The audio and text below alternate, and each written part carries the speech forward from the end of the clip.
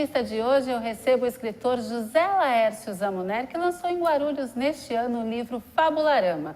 Sobre esta obra e outros livros deste contador de histórias, a gente conversa daqui a um minutinho no Ponto de Vista. Não sai daí, eu tô te esperando.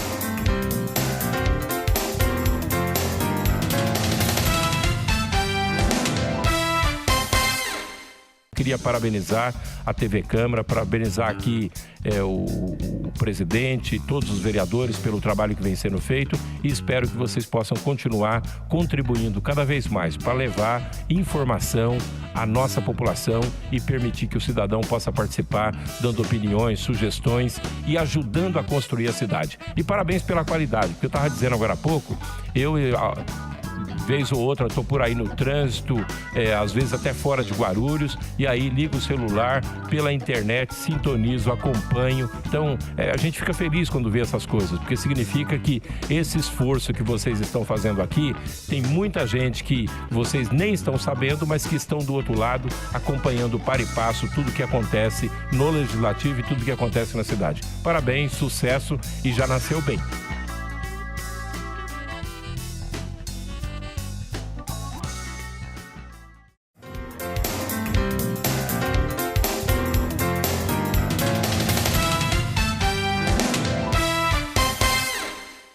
Olá, Ponto de Vista no ar. O assunto por aqui hoje são as histórias, os causos, os livros. O assunto de hoje é o nosso convidado, o escritor José Laércio Zamuner. José Laércio, obrigada pela sua presença. Eu que agradeço. É um grande prazer estar falando com vocês sobre literatura e histórias. Isso, a gente vai falar sobre literatura, sobre história, mas antes vamos falar um pouquinho da sua história, né? Sim. Você é mineiro, você comentou comigo aqui logo que chegou, não é isso? Isso, eu sou de Minas Gerais, nasci em Monte Sião e cresci na região de Monte Sião, entre Monte Sião, Águas de Lindóia, um pouco em Monte Sião e depois eu me mudei para Águas de Lindóia. Então é uma região ali que para mim quase que não tem diferença de só mesmo o nome do estado, mas é tudo uma coisa só para mim. Virou tudo uma coisa só para você? Virou. E por isso que nos meus livros vai aparecer como Cantari. Cantari, nos livros, a gente vai falar deles daqui a pouquinho, mas é como se fosse o lugar. Mas o título ou o nome Cantari vem disso aí. Entendi. A gente vai conversar mais sobre isso, mas primeiro eu queria saber de você o seguinte, quando foi o seu contato? Como é que você acha que começou a nascer esse escritor dentro de você? Foi através da literatura na infância, através de histórias? Como é que foi? Olha,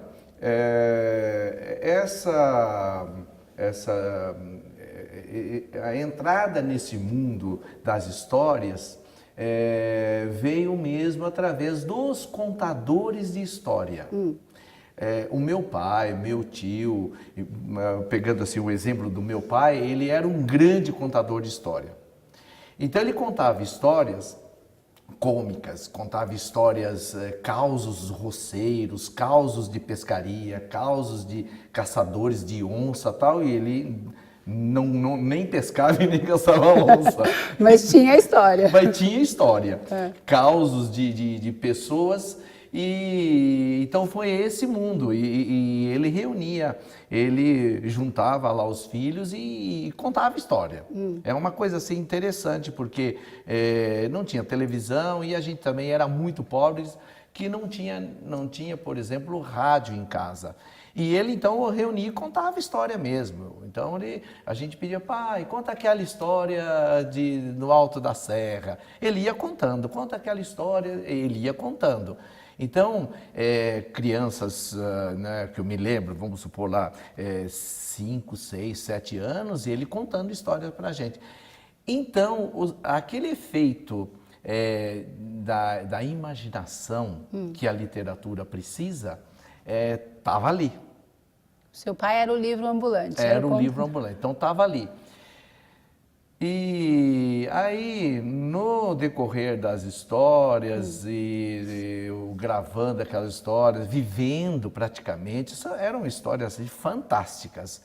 É interessante que eram histórias locais, roceiras, de ele na roça, como histórias universais.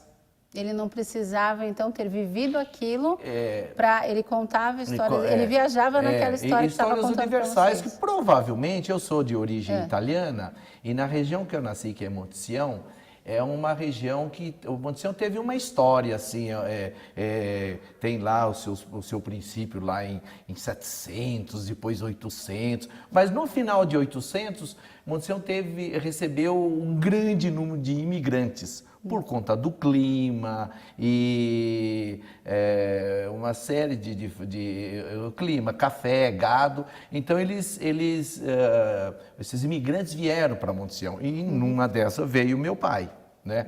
Meu pai, minha avó, os meus avós do lado do meu pai, como do lado da minha mãe. Então, nós temos a Examoner, Ferrari, que era a minha avó, Mantovani, que era a avó do lado da minha mãe, né? E aí, do lado da minha mãe, era Mantovani Messias, que já é portuguesa, mas... Então, nós temos, assim, essas duas famílias, dois povos, mas europeus. Entendi. Então, seu pai não era mineiro? Não, meu pai era mineiro. Porque dizem que mineiro é bom contador de causa, não, né? meu pai já nascido em Monte Sião. Meu pai, a família toda. Mas o meu avô não. Meu avô veio já casado da Itália. Entendi. Antônio Zamoner. A gente pergunta porque na produção tem um mineiro e adora contar causa pra gente, sabe? Então, por isso que a gente acha que mineiro é bom contador de causa. Então, isso é interessante, que eu não sei se... Depois, mais para frente, eu não sei como é que nós vamos colocar a pergunta, porque quando a gente começa a falar, a gente quer desenvolver. A gente vai tentar falar de tudo aqui. Aí você teve esse contato com as histórias, o livro. Quando foi que o primeiro livro? Você lembra desse primeiro contato? Você entrou em contato com um livro? Foi na infância? Foi na adolescência que você foi buscar sozinho? Olha que interessante. Como é que foi? O primeiro livro, as primeiras histórias que eu comecei a ler, assim, com mais poder de leitura e compreensão, não foram as histórias do Brasil. Não. Não, foi da literatura inglesa. Entendi. Porque eu fui, por necessidade, eu tive que fazer cultura inglesa para poder... eu fui para Santos, eu trabalhava em hotéis, lá em Águas de Lindóia, fui para o Guarujá e eu tinha que falar inglês. Aí eu fui na cultura inglesa, né? E nas primeiras leituras, eu já comecei a ler e entender. Até então... Naquela época, ginásio, primário, a gente tinha pouca coisa que se lia, né? A gente não tinha muito material para ler. Então, a primeira leitura minha mesmo, além dos gibizinhos que eu li aqui, era a leitura de literatura mesmo, com explicação de professor, foi na cultura inglesa. Foi aí que você entrou nessa... Foi. Então, aquelas obras que eles davam para que me marcou muito, né? Por exemplo, James Joyce, eu me lembro que nós fizemos lá uma interpretação de Evelyn, aquilo me marcou muito, né? Isso tudo onde? No Guarujá. No Guarujá. No Guarujá. Então você saiu de lá de Minas e foi para perto do mar. Isso. Aí é que eu comecei a ler. Aí depois, lá eu já comecei a ler, então, aí depois pegar um livro, ler e entender, e um professor te explicar, foi a cultura inglesa. Certo. Aí depois disso é que eu só fui lendo as obras brasileiras, né? Então, eu me lembro que eu li O Tempo e o Vento, foi a literatura brasileira, Jorge Amado. Então, eu comecei já por aí, mas o início foi da literatura inglesa, que eu me lembro que eu li muito. A gente vai falar dos seus livros, mas eu queria saber de você uma coisinha antes da gente entrar aqui nos livros. Hoje a gente tem um mundo infantil e adolescente também, as crianças elas têm muito acesso à informação. Só que a informação me parece às vezes muito superficial. A internet é muito rápido, é muito fácil, vai lá. As bibliotecas mesmo são mais vazias hoje, né? Você acha que está faltando incentivo à leitura ou esse dinamismo das crianças dá conta de conseguir saber o que elas precisam e tá bom assim mesmo? Eu não gosto porque senão a gente fica como passadista, né? Naquele tempo, quando eu era criança, aí fica na minha época. Na minha época, dá aquela ideia de passadista. Mas, pensando bem, a literatura, a leitura, né? Quando eu falo literatura, vamos pegar aqui a leitura, né? Obra literária para você abrir e ler. E a história oral contada assim, infelizmente, elas precisam de tempo. Você entendeu? Então, você vai pegar um livro, você vai ler. Então, a história, vamos colocar em termos de conteúdo, de matemática. A história tem 20 páginas. Você vai ter que pegar aquilo lá, você tem que ler essas 20 páginas. Não tem como... A história demora 20 minutos para você ler. Como diz Allan Poe, a história precisa, o conto tem que ser breve. Ler numa sentada só. Mas nenhum conto do Poe você lê em 1 minuto. Então, você precisa de um tempinho. Você precisa de um tempo. De qualquer forma, você precisa de um tempo. E contar a história também você precisa de um tempo. E aí tem o impasse aí é o seguinte. Essa coisa que você me perguntou antes, hoje, o que eu vislumbro, o que eu vejo, eu sinto, até eu sou professor universitário, o que eu sinto é que a população está numa febre do instantâneo, né? Então, olha, eu tô lendo tal coisa assim, a pessoa e sabe aquela leitura rápida, aí 1 minuto, a história é tal, tem esses e-mails, ou mesmo e-mails, essas coisas mais flashes, né? Esses, como que é mesmo, Twitter, essas coisas são muito, né? Rápidas. Em 2 linhas você passou a mensagem. Tem que falar tudo. E fala tudo. E isso, infelizmente, não pode ser literatura. Não pode ser uma história. Então, esse impasse existe. Esse impasse existe, realmente eu também não sei, porque eu não sou estudioso, não sou antropólogo e não sei para onde vai caminhar. Mas que a literatura, como experiência de minha infância, meu pai contando, e depois eu fui ler Guimarães Rosa, a história que meu pai contava, estava lá no Grande Sertão Veredas. Precisa de tempo. Tem que ter tempo. Né? Você não sabe que caminho que vai tomar essa história, mas está fazendo a sua parte para que os rumos continuem na leitura. Eu gosto muito do Luiz Fernando Pondé, daqueles, o livro do Filosofia do Politicamente Incorreto, Então, ele vai colocando lá esse impasse que nós estamos. Eu vejo assim um filósofo, né, extremamente atual, não é? E que está vendo, e que busca nos ensinamentos dos autores no tempo do campo da filosofia, o que os autores pensam do homem, do tempo, né, da prática diária, e ele vai colocando umas coisas lá que me parecem boas, né? Me parecem boas, porque ele cita lá essa coisa, né? Hoje nós estamos no instantâneo. E nesse instantâneo, você tem que ir seguindo um caminho do politicamente correto.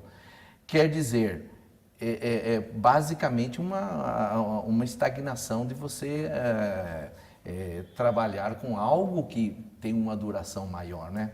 Entendi. Então você faz tudo pensando no outro. Eu vou fazer isso porque o outro faz.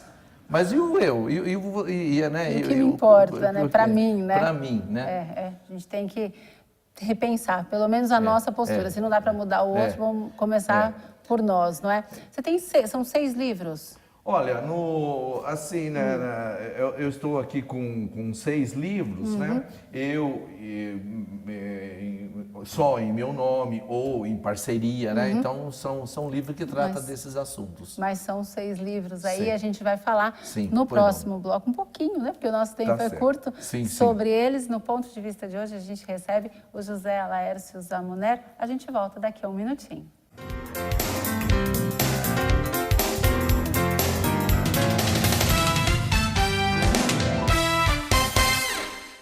A Câmara Municipal de Guarulhos acredita num mundo melhor e mais igual. E a igualdade de direitos passa por cidadãos democraticamente bem informados.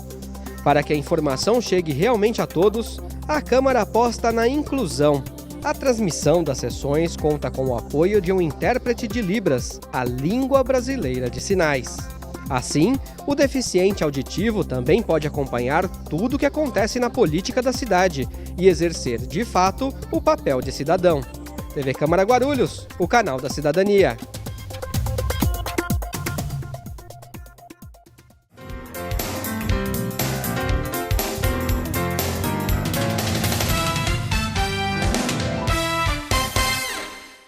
De volta com o Ponto de Vista, a gente recebe hoje o escritor José Laércio Zamuner, que vai conversar agora no segundo bloco com a gente sobre as suas obras, não é, Sim. José Laércio? A última é o Fabularama, que é desse ano mesmo, né? Isso. Como é que é essa obra? Eu vi um pouquinho aqui do que você falou sobre ela, mas conta pra gente, o que é o Fabularama? Então, retomando aquilo que eu falei da minha origem italiana, o meu pai contando histórias, e aí eu na roça, eu tenho como as histórias roceiras como a minha primeira literatura.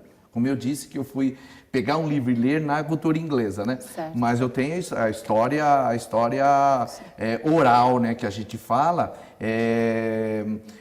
o meu pai contando história. Então, esse livro Fabularama, ele vai ter esse foco. Se a gente prestar atenção, é um teatrinho mambembe, né? Uhum. É o teatrinho mambembe. E ele vai trabalhar com a seguinte entrada.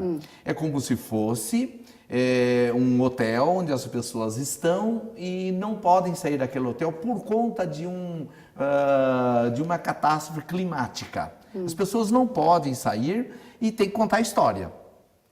E essas histórias vão acontecer da seguinte forma: quando as pessoas começam a contar histórias, os elementos, os personagens das histórias saem das histórias e agem com as pessoas. Quando as pessoas... São histórias que alguém conta como seu pai te contava. Então, as pessoas não podem sair do hotel. Tem que contar a história para passar o tempo. Ao começar a contar a história, os personagens saem das histórias e, inclusive, o tempo climático, o espaço e o tempo também vai mudar. Então, nada como era antes. Entendi. Quando você entra no campo da história... Posso ver? Não é mais, quando você entra no campo da história, não é mais o seu mundo de hoje. O seu mundo é o mundo da história. E o mundo da história é a pura ficção. Da história que alguém está contando. Uma pessoa? São vários contadores. Vários contadores. Isso, Renata, nós vamos ter uma herança nisso aí, que é Na verdade, são duas lembranças assim que meu pai contava, pegando história do Decameron e das 1001 Noites. O Decameron é isso. Eles estão na peste negra, dentro de um local, não podem sair, então eles contam histórias. E o mundo vai funcionar ali dentro. Nesse aí, se você prestar atenção, a capa é um teatro mambembe. Então, as histórias não... Aqui, né, essa é uma pequena lembrança de que, para você entrar no mundo da história, o que deve acontecer é um modo de narrar. Você não precisa ter tecnologia hollywoodiana, você não precisa ter uma tecnologia assim de qualquer outro tipo de... Você só precisa ter da palavra, oral ou escrita. E a forma de como ela é contada. Então, eu me lembro direitinho que eu ia naqueles teatrinhos muito vagabundinho lá no interior e a gente ficava louco com aquelas histórias. Era um cinema 3D. Ficava louco com aquele teatrinho que eles colocavam lá. E era historinha, eles pegavam a história da roça, pegavam a história da mula sem cabeça, e contavam, né, no teatro, e como meu pai contava. Então, para a história você não precisa mais do que a palavra e aí você já entra no palco. Por isso que é Fabularama. E aí você pega, por exemplo, você não precisa ter, por exemplo, uma tecnologia do Avatar. É só, não, você não precisa ter aquilo lá. Você precisa ter um modo de contar aquela história, né? E aí esse fabularama vai ter isso. Ele vai um fabularama é um conjunto de histórias, né? Então ele vai pegar história de Mil e Uma Noite, ele vai pegar histórias do Decameron e nessas histórias naquele hotel que estão contando histórias, as histórias são brasileiras, estão acontecendo dentro do Brasil, no Brasil. E o Brasil é construído nas suas imagens, na sua simbologia, de 3 raças. O Brasil é construído da raça branca, da raça negra e da raça índia, bronze. Certo. Né? Então, do índio. Então, o fabularama, os personagens as pessoas que estão contando histórias são um índio que está contando história, é um griot, o contador de história africano, e é uma pessoa branca que está contando história. E contam histórias sobre o regionalismo brasileiro. Conta uma história, eventualmente, as histórias estão, o cenário e personagens são todas lá de Cantari, que eu falei para você lá no... Então vamos agora entender o que é Cantari. São histórias de uma terra, e essa terra é Cantari, que é o Brasil, que é lá na região onde eu nasci. Né? Você juntou aquela região e deu esse batizei nome de para Cantari. Cantari. E ao batizar de Cantari, as pessoas são personagens de lá, de Águas de Lindóia, de Monte Sião. Então você vai ter o João Goulart, que era um personagem, um mago lá, um cara que fazia mágica, ele é que vai contar, ele está lá coordenando a história. Aí você vai ter, dentro dos personagens que estão, as pessoas estão contando só vai ter uma Ceci, que é uma personagem indígena. Ela vai contar a história de como surgiu a noite. Depois você vai ter o Dito Preto Griot. O Dito Preto é um vizinho meu lá em Águas, de quando eu era criança. Ele vai contar, e aí ele vai ter o nome de Griot. Ele vai contar uma história de Exu, que é do mundo africano, é do panteão africano, Yorubá. E assim vai. E aí vou ter a história da mula sem cabeça. A história da mula sem cabeça é a Dona Amália Rezadeira que vai contar. Essa Dona Amália Rezadeira, ela vai contar a história da mula sem cabeça, e a história da mula sem cabeça é exatamente da tradição cristã, que é a maldição, né? A história da mula sem cabeça é a maldição cristã, né? Não sei se vocês sabem, curtinho assim, mas é a mulher que trai o marido com o padre ou com o compadre. Com o padre ou com o compadre? Com o padre ou com o compadre. Então, ela fazendo isso, ela vai pecar. E aí ela está fadada a se transformar em mula sem cabeça. Isso é tradição cristã, é branca, não é africana. E aí no livro tem todas essas tradições. Então são essas histórias. Eu vou ter a história da Yara, eu vou ter a história, uma história do Decameron, que é lindíssima a história do Decameron, uma história que está no Decameron, que Giovanni Boccaccio pegou do medieval. Entendi. Eu estou te ouvindo falar, José Leris, e estou pensando assim, como é que é a cabeça de um escritor? Porque essas ideias devem borbulhar, né? Você sim. Como é que é para organizar isso tudo no papel? Porque imagina, vem uma ideia, vem outra, vem um personagem, vem alguém que conta uma história. E aí, como é que faz para organizar isso tudo? Olha, eu não sou muito organizado na minha vida, né? Por isso eu escrevi esse gêneros literários, até tem uma brincadeira que eu faço com uma outra autora que está comigo. Eu não sou organizado, mas isso tudo começa de um ponto, Renata, que é assim. Nenhum escritor pode se sentar do nada, sem ter lido nada, sem ter ouvido nada, escrever um livro. Não é impossível isso. Entendi. Então, o que é? Eu acho que não é que é dom de escritor, né? Eu tenho dom de... Eu vejo assim, a pessoa tem uma disponibilidade de fazer essa leitura. Nesse primeiro livro meu, de 96, eu coloco alguma coisa assim, que é isso, eu nasci em Minas Gerais, me criei nas roças e nos cafezais, e as histórias que o meu pai contava, os cantos dos passarinhos, é que formaram no meu conhecimento a primeira base da narrativa. Mas como um passarinho forma a primeira base da narrativa, né? Porque o meu pai contava isso. O sabiá cantando, o meu pai falava, olha, o sabiá está falando assim, ó, na época da escravidão, tem dó de mim, Senhor. E se você parar e ouvir a sabiá cantando, ele fala isso. Como é que é? Ele fala? Tem dó de mim, Senhor. É. Por exemplo, o tico-tico, só que você vai ouvir ele cantar, ele leva um espanto e fala, Jesus, meu Deus. O canto dele dá isso. Olha só. Aí meu pai falava isso, pegando lá o que eu falei do Guimarães Rosa, você vai ver isso. Sagarana, você escuta isso. O Guimarães está narrando lá, de repente ele fala, e um pássaro cantou, Jesus, meu Deus. Aí você fala, puxa vida, como que o passarinho vai cantar? É o canto dele. Entendi. Ele faz tan, tan, tan, tan.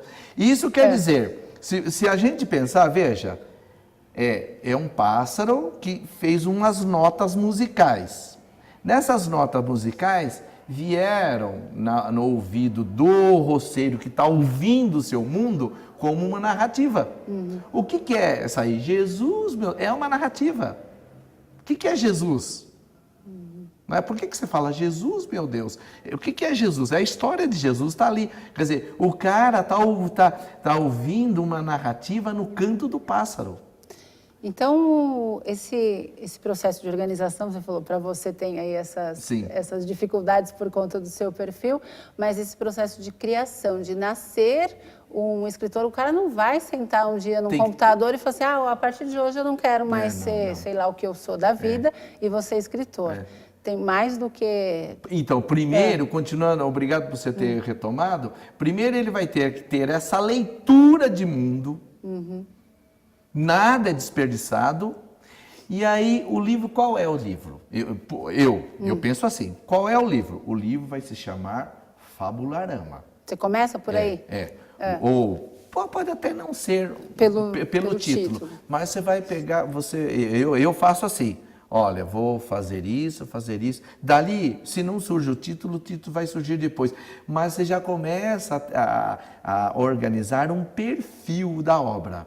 E normalmente eu vou anotando o Fabularama, eu já abro uma pasta, obra tal, ou iniciando. Eu dou vários títulos, né? Depois a gente escolhe qual que se adapta. Mas aí você vai, tem um ponto, outro ponto, vou fazer isso, vou fazer aquilo, vou trabalhar tal personagem, vou trabalhar aquilo. E aí, a cada momento eu retomo lá na organização da obra. Entendi. Passos da obra, você vai retomando o que está faltando. Aqui, como era Decameron, eu já pensei logo no Decameron. E aí eu já organizei por alguns passos. Mais ou menos tem 12 histórias. E essas 12 histórias eu vou retomando. 12 histórias, eu vou começar com a formação da noite, que é a criação do universo. Aí, por que a criação do universo? Tudo tem um início. E aí eu vou pegar da história Tupi-Guarani, a criação da noite, e depois, né, esse foi o... Vou ter que discordar de você só num ponto. Estou te achando muito organizado. Você completa, tem todo um roteiro aí que já está aqui. Mas eu sou muito desorganizado. Eu acho que é muita ideia, e aí uma vai atropelando a outra, porque você contou isso, Renata, dá uma obra, tanto no Sertão Flamboyant também foi assim, no Cantar História, ela vai ser uma obra temática. Então, contos, né? Um livro de contos. Fala, puxa vida, contos, cada um fala de um, né? Mas aí você vai ter uma organização interna entre eles. Se você pegar esse aqui, que é o primeiro, chama Sertão Flamboyant. Sertão Flamboyant. Sertão Flamboyant. Esse Sertão Flamboyant, ele tem contos. Mas ele vai ter um conto em que tem um caos e ele começa a se desenvolver. Depois ele vai trabalhar muito com a coisa do alimento. E o primeiro história, que é um poeminha, é a dona de casa fazendo um bolo. Olha só. Mas essa dona de casa não é uma dona de casa, é uma dona de casa, mas é uma dona de casa assim, como se fosse da criação do universo. Ela vai fazendo o bolo, ela bate o bolo, o bolo fica todo sem forma, e depois ela vai colocar no fogo. Aí o fogo vai dar a forma ao bolo, ela vai olhar se o bolo tá bom, não, tal. E o bolo cósmico, é uma dona de casa cósmica, é como Deus fez, como se Deus estivesse fazendo o universo. Pôs a terra perto do sol, o sol foi cozinhando a terra, tal, e aí a terra tomou essa forma que nós temos hoje. Antes era o caos, era o vulcão, hoje nós não temos só, a Terra não é um grande vulcão, a Terra tem planícies, tem mares, tem ar.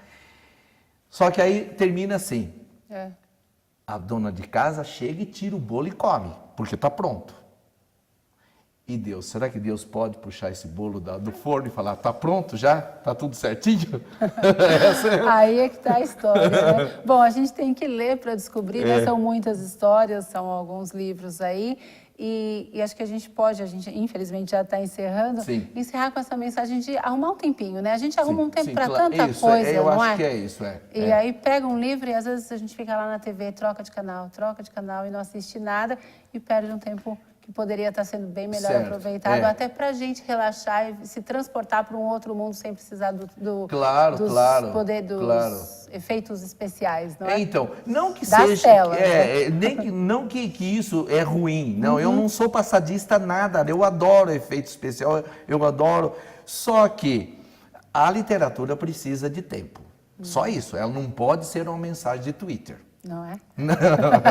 Precisa de um tempinho a mais. José Laercio, muito obrigada pela sua presença. A gente ficou muito feliz, muito bacana aqui as suas histórias, os seus causos. Eu que agradeço. Agradeço o convite. Muito obrigado. O Ponto de Vista de hoje fica por aqui. A gente agradece você também que ficou aí com a gente do outro lado. Até a próxima. Tchau.